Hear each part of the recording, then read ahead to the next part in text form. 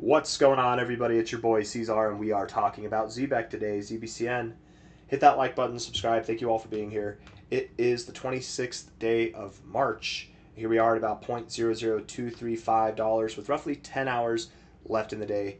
We are coming to the end of the month. We're in the last little week of the month of March here, and I think what Zebec is doing is really healthy.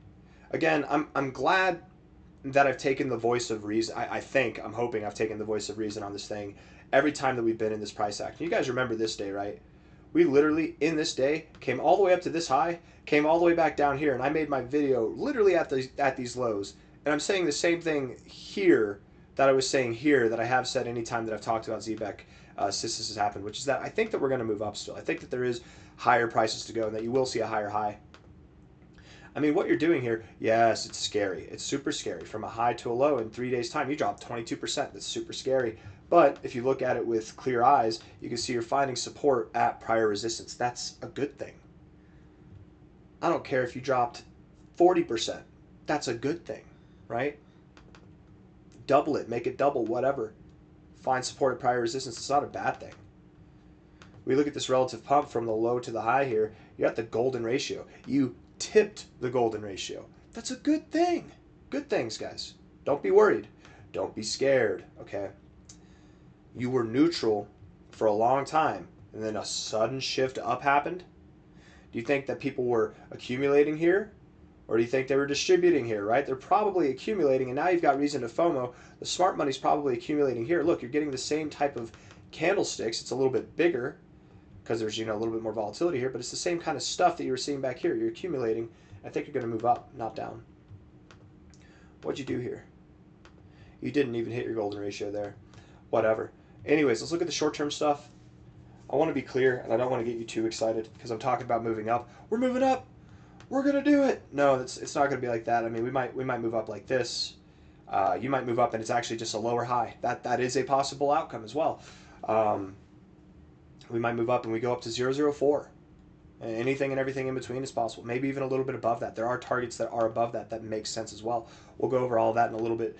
I want to look at the short-term stuff first, though, okay?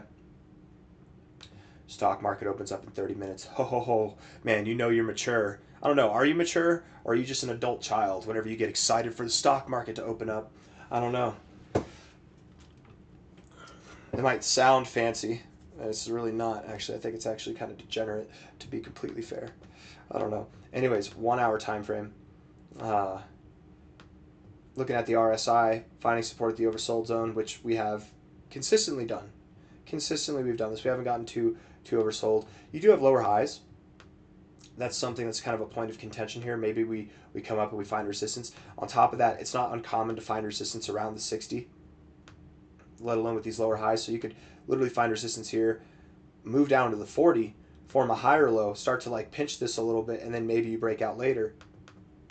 Just because you move up from here does not mean that you're doing anything significant, is all I'm trying to say, right?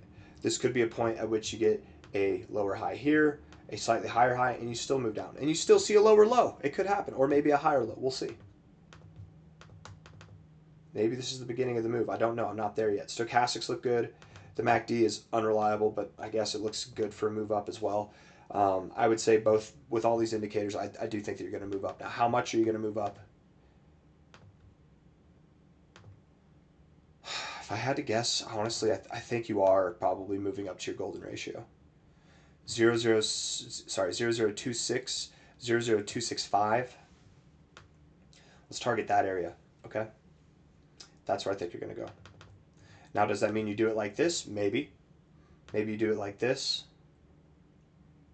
Maybe you do it like this.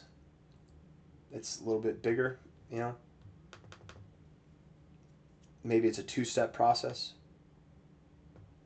Something, any of those outcomes, whatever. With how Zebec's been moving, I wouldn't be surprised if it was a one fell swoop process or a two-step process, one of those two. Maybe you get like right above this high, find resistance at the 382, back test, and then move up to the golden ratio. I do think you're moving up to your golden ratio, though. It's not uncommon at all when you interact with your 069 like this to just move up to your golden ratio. So 0026, 00265 should be coming into view here pretty soon. This will be your first attempt. anytime, right, this is from your low, you haven't interacted with it yet. Anytime that it's your first attempt on the golden ratio, the likelihood that you find resistance there and then find support here and then move up, that's pretty good that you find resistance here on the first attempt. But whenever you've interacted with the 0.5 beforehand, and especially in this dynamic, we really could see a little bit more of an excessive push.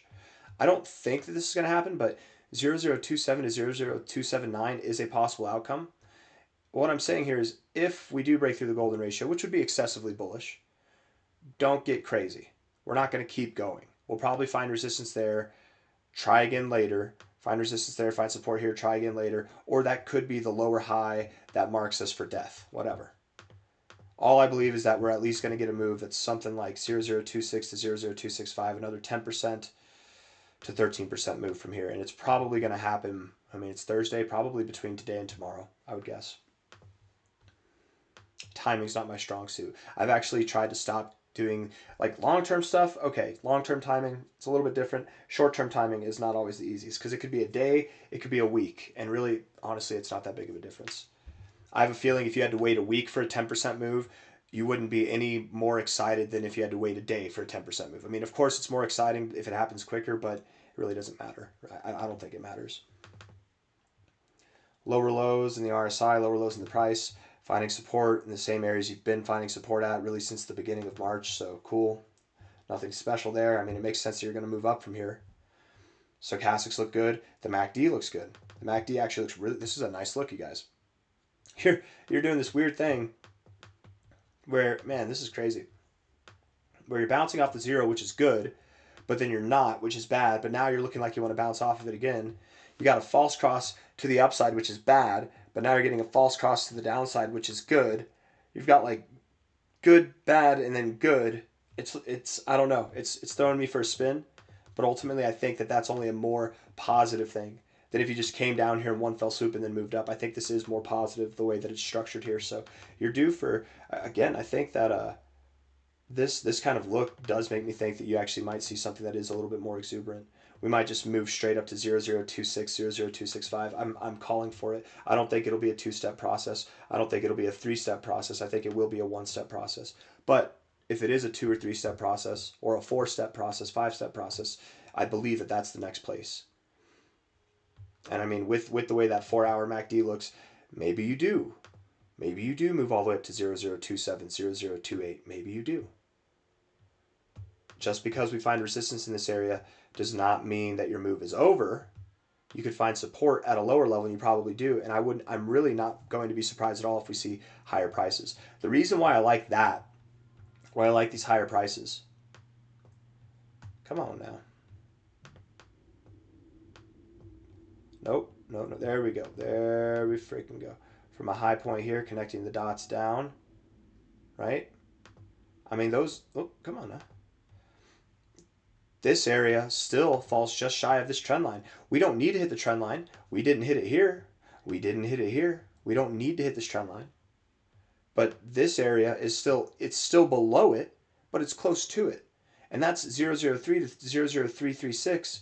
You could go higher. Maybe you don't even stop at the trend line, and I've got a lot of chicken scratch here, but look past it. Maybe you go through it, and we go to the 2272 or the 2618. That's 0043, 004 itself. Those are all possible outcomes, genuinely. All completely valid possible outcomes. So from here, regardless of the stuff that happens in between, the main thought that I was just illuminating is that I think we're going to see 003 to 00435 for Zebec before we see any kind of significant selling off. Yeah. And we're talking about this range. We're talking about 003 to 00 whatever, 435, because it's the relative high to low here off of this extension, and because if you do go through this trend line, you should not get overexcited. Likely just above this trend line is where you would find some resistance right here in this zone. You should not get excited. That might be a selling point. We get really excited when we break these trend lines, but that's not always the best thing, right? Sometimes that really bites you in the ass. So don't let that happen. You might stop right at it. There's plenty of reasons too. You might even stop below it. We're addressing all the possibilities, but all of them, in my opinion, suggest higher prices. So I'm going to stop talking. I think I've said everything that's necessary to talk about. The RSI is bullish. The stochastics are weird, to be fair, actually, but they're neutral. The MACD is bullish too. Hit that like button, subscribe. Thank you all for being here. I'll see you on the next one. Take care of yourselves. All right. Bye-bye.